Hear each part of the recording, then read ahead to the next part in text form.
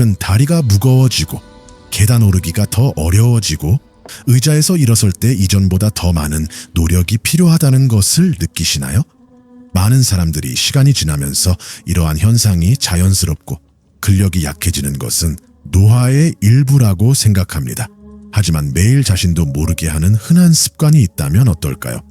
바로 조용히 다리를 약하게 만드는 것입니다. 이 습관은 너무나 매일, 너무나 자연스럽게 일어나서 거의 아무도 의심하지 않습니다. 해롭지 않고 오히려 편안해 보이지만 매일 반복되는 습관입니다. 이 습관은 점차 근육을 마비시키고 혈액순환을 방해하며 뇌와 다리 사이의 신호를 약화시킵니다. 스스로 깨닫는 순간 이미 움직임이 둔해지고 불안정해지며 한때 자연스러워 보였던 간단한 일들을 하기 어려워집니다. 이 영상에서는 매일 다리를 약하게 만드는 가장 흔한 5가지 습관과 근육을 강화하는 간단하고 실용적인 팁을 소개합니다. 다시 한번 말씀드리지만 헬스장이나 약물에 의존하지 않고도 가능합니다. 자연스럽고 강력한 방법으로 이러한 회복 과정을 가속화할 수 있는 추가 팁을 알려드리겠습니다. 곧 듣게 될 이야기는 당신을 놀라게 할 수도 있고 심지어 약간 불편하게 만들 수도 있지만 바로 이 불편함이 변화의 길을 열어줍니다. 그리고 당신이 여기까지 왔다면 그것은 당신이 그 스위치를 켤 준비가 되었기 때문입니다. 전 세계 여러 대학의 과학자들은 만장일치로 다리 근력이 뇌, 심장, 그리고 심지어 장수와도 직접적인 관련이 있다는 결론을 내렸습니다. 단순히 더 잘 걷거나 균형 감각이 좋아지는 것만이 아닙니다. 다리는 혈액을 공급하고 장기에 산소를 공급하고 신체를 활력 있고 활동적으로 유지하는 천연 펌프와 같습니다. 다리 근력이 약해지면 전체 시스템이 손상됩니다. 연구에 따르면 다리 근력이 약한 사람들은 낙상, 기억력 저하, 혈액 순환 장애, 심지어 불안이나 무관심과 같은 정서적 어려움에 걸릴 위험이 더 높습니다.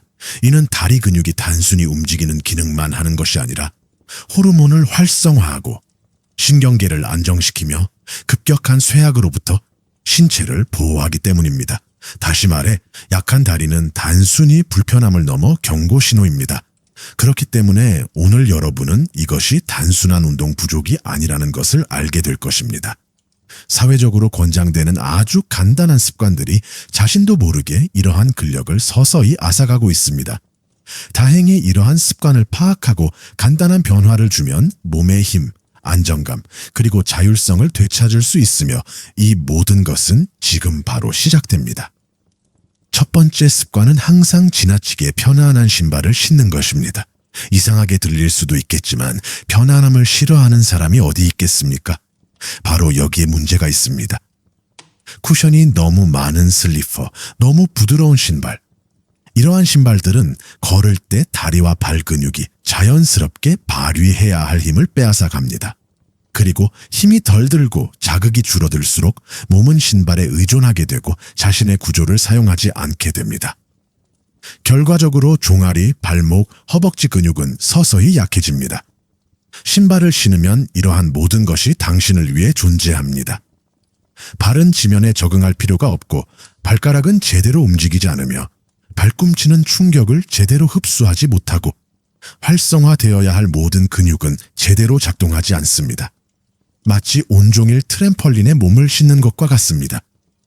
편안해 보이지만 오히려 몸 안의 모든 것을 약화시키고 무엇보다 편안함이 기분 좋은데도 말입니다. 본인은 자신이 얼마나 해로운지 깨닫지 못하고 그저 지켜보기만 합니다.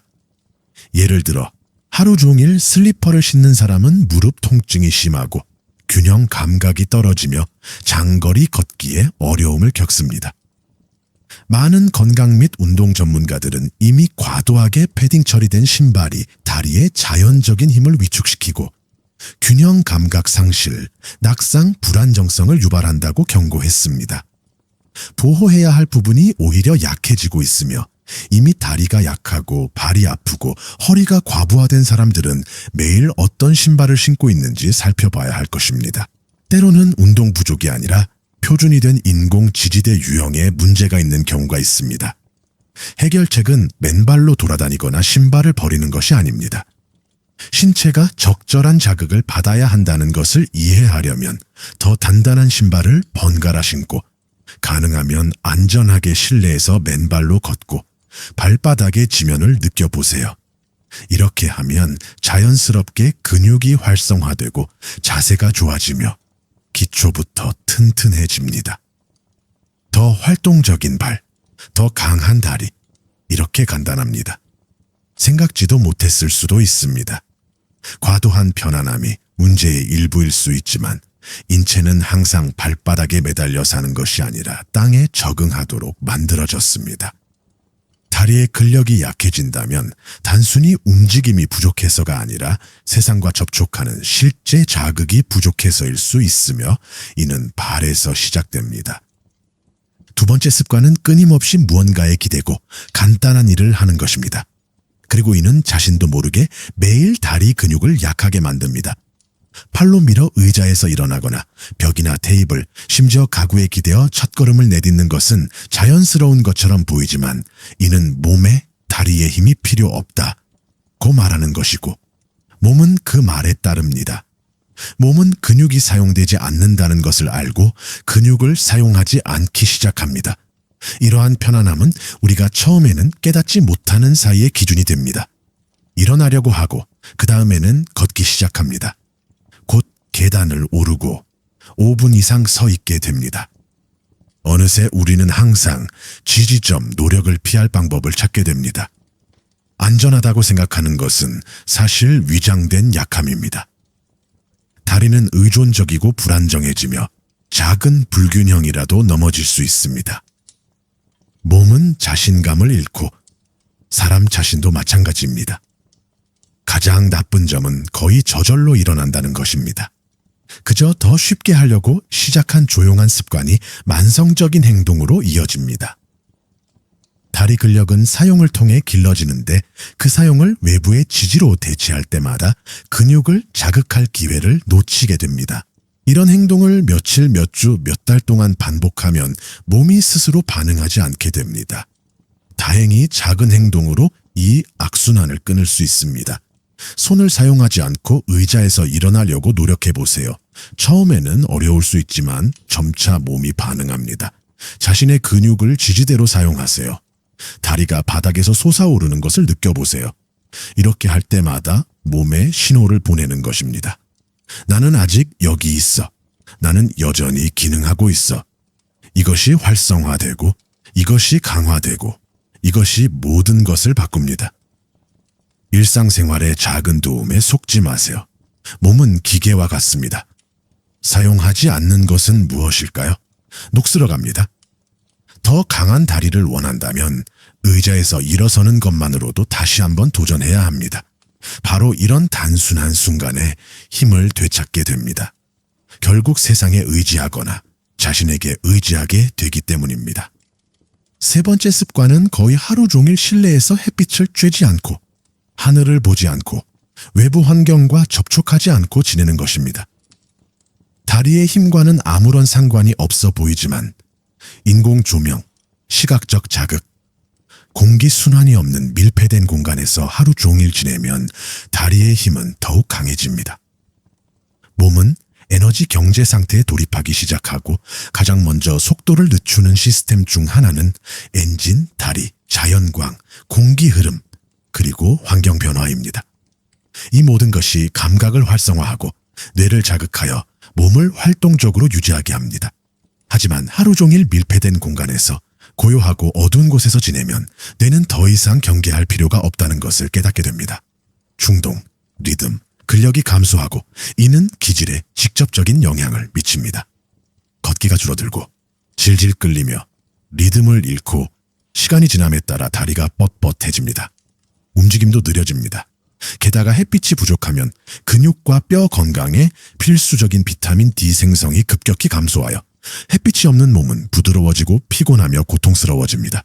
오후에 몸이 마르고 다리가 약해진 듯한 낙담감은 단순한 피로가 아닐 수 있습니다. 눈, 피부, 호흡을 통해 들어오는 생명력 부족 때문일 수도 있습니다. 몸은 움직임이고 주변의 모든 것이 고요해지고 닫히면 몸도 멈춥니다. 해결책은 생각보다 간단합니다. 아침 일찍 창문을 여세요. 하루에 10분에서 15분 정도 햇볕 아래 앉아 보세요. 마당이나 발코니에서 산책을 하고 하늘을 바라보세요. 공기를 느껴보세요. 이는 몸에 직접적인 신호를 보냅니다. 하루가 시작되었다. 이제 제대로 기능할 시간이다. 사소해 보일지 모르지만 외부 세계와의 이 작은 접촉은 내부 근육을 재활성화하는 엄청난 힘을 가지고 있습니다. 더 큰 의지와 에너지, 그리고 다시 몸을 사용하고 싶은 욕구를 불러일으킵니다. 몸은 훈련으로만 강해지는 것이 아닙니다. 주변에서 움직이는 삶과 함께 더욱 강해집니다. 모든 것이 닫히고 반복될 때 몸은 꺼집니다. 빛, 공기, 색깔에 노출되면 몸이 밝아지고 전에는 지쳐 보였던 다리가 다시 반응하기 시작합니다. 때로는 힘이 돌아오기 위해 필요한 것은 바로 외부 세계입니다. 네 번째 습관은 아무리 작은 일이라도 모든 종류의 신체적 노력을 피하는 것입니다. 그리고 이는 자신도 모르게 일어납니다. 시간이 지나면서 우리는 너무 무리하지 않고 몸을 굽히지 않고 심지어 사소한 일에도 도움을 요청함으로써 자신을 보호하고 있다고 생각하기 시작합니다. 물론 많은 경우 통증이나 위험을 유발하는 움직임을 피하는 것이 중요하지만 이것이 모든 것에 적용되는 규칙이 되면 몸은 이를 명령으로 받아들입니다. 더 이상 힘이 필요 없게 됩니다. 몸이 멈추기 시작합니다. 이렇게 다리가 탄력을 잃습니다. 아무런 질병이 없더라도 작은 계단을 오르거나 의자에서 일어나거나 가벼운 가방을 드는 것을 멈추면 몸은 그러한 움직임이 더 이상 필요하지 않다는 것을 이해합니다. 문제는 우리가 하는 일이 줄어들수록 몸이 지탱할 수 있는 능력이 줄어들고 이것이 누적된다는 것입니다. 어렵게 느껴졌던 것들이 갑자기 불가능해집니다.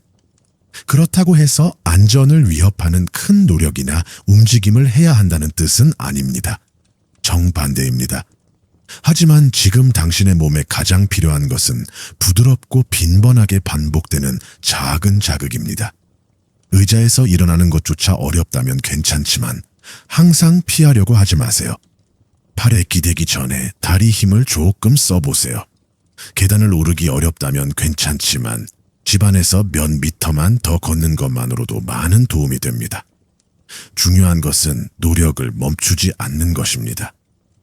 몸은 식물과 같습니다. 물을 주지 않으면 점차 시들어버립니다. 하지만 제대로 관리하면 몸은 반응합니다.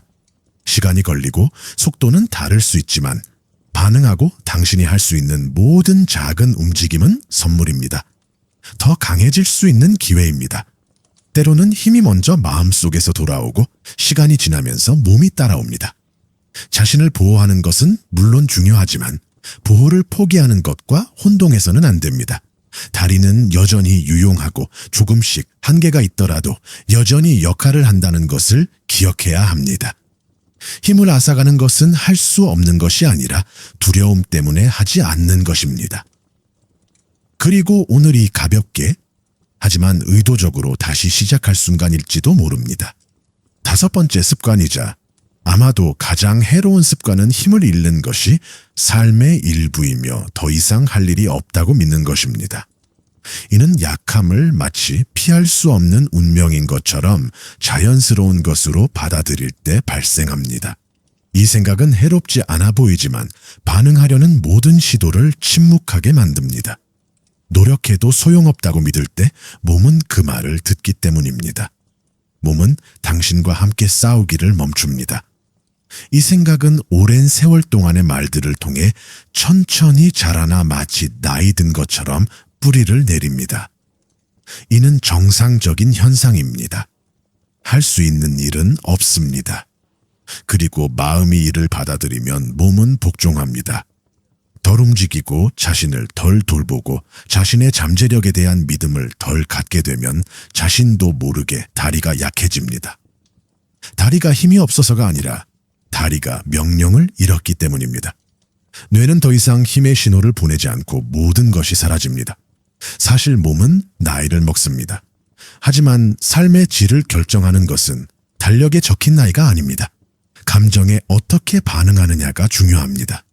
70세, 75세, 80세가 되어서야 힘을 되찾는 사람들이 있습니다.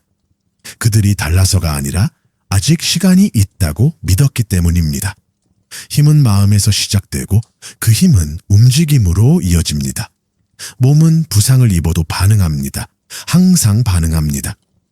포기한다는 생각은 시간보다 훨씬 더 약해지기 때문에 이 습관이 가장 파괴적입니다. 자신에게서 멀어지게 만들고 자신의 힘을 잃게 만듭니다. 다행히 이 습관은 다시 시도하기로 결심하는 순간부터 깨질 수 있습니다. 천천히, 조심스럽게 당신 안에 무언가가 깨어나고 당신의 다리가 그것을 느낀다. 몸은 협조하고 싶어 합니다.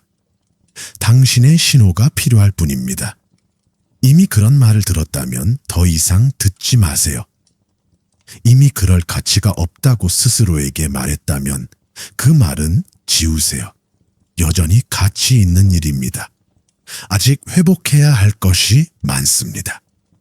몸은 더 느려질 수 있지만 여전히 당신의 것이고 당신이 몸을 잘 돌보면 몸이 당신을 돌봐줄 것입니다. 자신의 힘과 다시 연결되기에는 너무 늦었다고 생각하지 마세요. 삶이 있는 한 반응은 있습니다.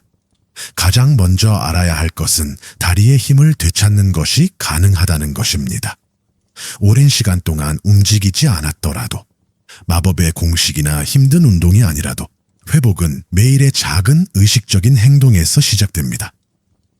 몸과 소통하는 법을 다시 배우는 것과 같으며 이는 움직임, 인내, 그리고 반복으로 이루어집니다. 헬스장도 통증도 필요 없습니다. 오직 결단력만 있으면 됩니다. 가장 간단하면서도 효과적인 운동 중 하나는 하루에 몇 번 서두르지 않고 의자에서 일어나 앉는 것입니다. 자신의 한계를 존중하며 말이죠.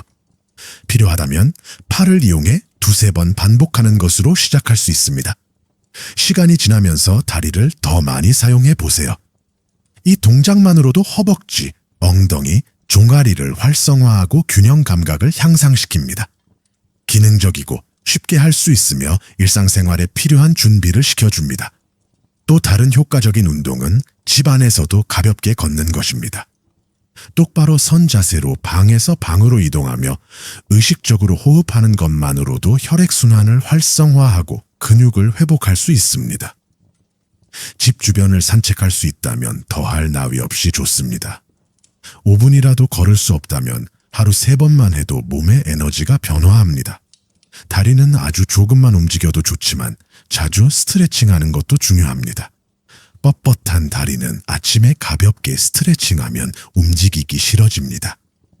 늦은 오후에 스트레칭을 하면 통증을 완화하고 유연성을 높이며 경련을 예방할 수 있습니다. 누워있든 앉아있든 서있든 항상 자신의 한계를 존중하며 조심하세요.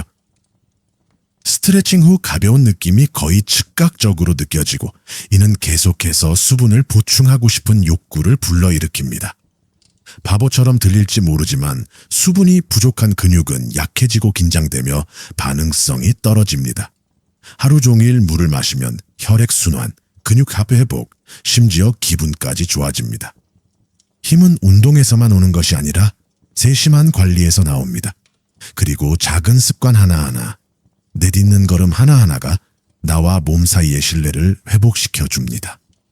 회복은 일어나고 회복은 시작됩니다. 이제 이에 대해 이야기하는 사람은 거의 없지만 다리 근력과 건강에 직접적으로 관련된 음식들이 있습니다. 이 음식들은 근육을 강화하고 혈액순환을 개선하고 관절 염증을 줄이고 심지어 무거움과 피로감을 줄이는 데 도움이 됩니다. 결국 우리 몸은 움직임이 필요하지만 제대로 기능하려면 적절한 영양소도 필요합니다. 집을 짓는 것과 같습니다. 단순히 구조물을 높이는 것만으로는 소용없습니다. 적절한 재료가 필요합니다. 이 과정에서 가장 중요한 음식 중 하나는 계란입니다. 계란은 다리 근육 회복에 필수적인 양질의 단백질의 완전한 공급원입니다. 근력 회복을 위해서는 단백질이 필수적이며 계란은 간단하고 쉽게 섭취할 수 있으며 소화도 잘 됩니다. 또 다른 강력한 동반자는 혈액순환을 개선하고 근육 산소 공급을 증가시키며 걷기와 일상생활에서 더 많은 에너지를 공급하는 데 도움이 되는 비트입니다. 바나나, 아보카도, 짙은 녹색 아잎채소와 같이 마그네슘이 풍부한 식품도 포함하는 것이 좋습니다. 이 미네랄은 근육 수축, 경련 예방, 관절 건강에 직접적으로 작용하기 때문입니다. 또한 천연 한겸 작용을 하는 강황이나 사프란도 빼놓을 수 없습니다. 수프, 밥, 채소에 하루 한 줌씩 넣어 먹으면 다리의 통증과 부기를 줄이는 데 도움이 될 수 있습니다. 팁은 간단합니다. 모든 것을 한꺼번에 바꿀 필요는 없지만 회복의 일환으로 식단을 살펴보기 시작하세요. 영양이 풍부한 몸은 움직임에 더 잘 반응합니다. 더 강해지고, 더 빨라지고, 덜 피곤하며 부상으로부터 더 잘 보호됩니다. 비싼 보충제는 필요 없습니다.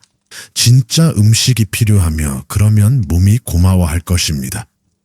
더 큰 힘, 더 가벼운 몸, 더 자유로운 움직임으로 말이죠.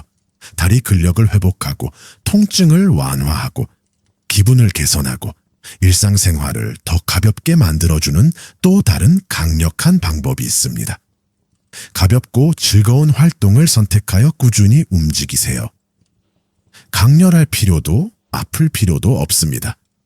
요가, 필라테스, 수중 에어로빅, 수영 등 자신에게 맞는 어떤 운동이든 괜찮습니다. 비결은 반복, 리듬, 그리고 의식하며 움직이는 즐거움에 있습니다. 이러한 활동들은 공통점이 있습니다. 바로 신체의 한계를 존중하는 동시에 부드럽게 도전한다는 것입니다. 근육뿐만 아니라 균형 감각도 발달시킵니다. 호흡, 유연성, 집중력, 그리고 이 모든 것이 다리를 안에서부터 강화합니다. 단순히 근력을 키우는 것이 아니라 단계적으로 자신의 움직임에 대한 자신감을 되찾는 것입니다. 예를 들어 필라테스를 시작하는 많은 사람들은 존재조차 몰랐던 근육을 발견합니다. 요가는 물속에서 쌓인 긴장을 해소하고 신체 감각을 일깨워줍니다. 수중 에어로빅이나 수영은 충격을 줄이고 움직임이 가벼워지며 수영장 밖에서 통증을 느끼는 사람들에게도 도움이 됩니다. 이러한 운동들은 어떤 단계에서든 압박감이나 서두름 없이 하지만 심오한 결과를 가져다 줍니다. 중요한 것은 수행 능력이 아니라 존재감, 즉 몸과 함께하고 집에서든 다른 사람들과 함께 수업을 듣거나 심지어 간단한 온라인 영상을 보든 몸의 반응을 느끼는 것입니다. 중요한 것은 다시 즐겁게 움직일 수 있도록 하는 것입니다. 다리의 힘이 돌아오고 균형이 회복되며 그와 함께 더 자율적으로 살아갈 자유, 더 큰 안정감과 기쁨을 얻게 됩니다. 마무리하기 전에 마지막 팁 하나를 드리고 싶습니다. 아마도 가장 중요한 것은 자신의 습관에 더욱 신경 쓰는 것입니다. 우리는 때때로 자동 조종 장치처럼 살아가며 특정 행동이 우리 몸을 약화시키고 있다는 사실을 깨닫지 못하지만 서고, 걷고, 앉는 방식, 그리고 얼마나 많은 시간을 가만히 보내는지에 주의를 기울이기 시작하면 변화의 첫걸음을 내딛게 됩니다. 무엇을 바꿔야 하는지 이해하기 시작하고 그것을 보는 것만으로도 변화의 첫걸음이 됩니다. 자신을 판단하지 마세요. 비교하지 마세요. 뒤처졌다고 생각하지 마세요. 모든 사람은 자신만의 속도가 있지만 진심으로 관찰하는 사람은 발전합니다. 그리고 하루를 다른 시각으로 바라보기 시작하면 하루 종일 많은 기회가 있다는 것을 깨닫게 될 것입니다.